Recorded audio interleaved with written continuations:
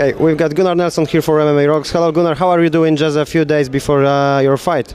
I'm very good, thank you. It's good to be here in Stockholm. I always like coming to Sweden. The weather is nice, and it feels a little bit like home, you know. Yeah, of course. You are not a Swedish, but you are a Scandinavian, and I know from the past that here in Stockholm, all Scandinavian or Nordic fighters get a very well reception. Do you feel that you are fighting at home? Yeah, definitely. I can feel I have a strong fan base here, and I love that. You know, it feels strong. You know, and it's good to see that the people are sticking to or rooting for their Scandinavian brother. You know, it's a nice feeling, and I think maybe people from Scandinavia relate to other people, and maybe they can relate to the way I am, the way I talk, and they understand what I'm about. How do you feel not only being a part of main event but being a favorite in that fight? Yeah, it's a big fight, and I'm very happy to be headlining this card. That's huge for me, and I hadn't really thought about how the bet banks are going or anything like that. I always consider myself as a favor. I don't really concentrate too much on my opponents until I get in the octagon. What do you think about Rick's story as a fighter, and do you feel that will be the toughest challenge in your career so far? I think every fight is your toughest challenge because it's your next fight, and you should treat it as such.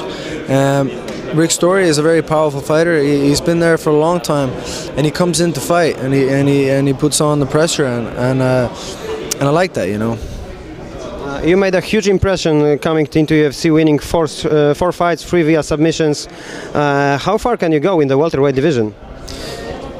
All the way. I believe I'm going to fight all these guys and carry the belt and carry it for a while. You are representing SBG Ireland, but I know you are a traveling fighter, traveling across the world. Tell us a little about preparation for this fight. Where have you been? Who you was training with, etc.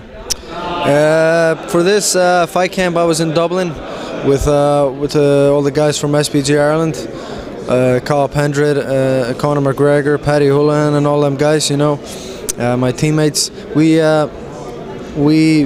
We had a really good camp this time, and it seems that everybody has got something new going on, and it just seemed to click really well. I went over to Iceland then a couple of weeks before and finished my camp off there, and that was great as well. It was timed well, you know, and it was a good camp. Is recent Conor's win a huge confidence boost for you and the rest of the team? Yeah, every time you see your teammate go in there and perform well like Conor did, it's definitely gives you confidence.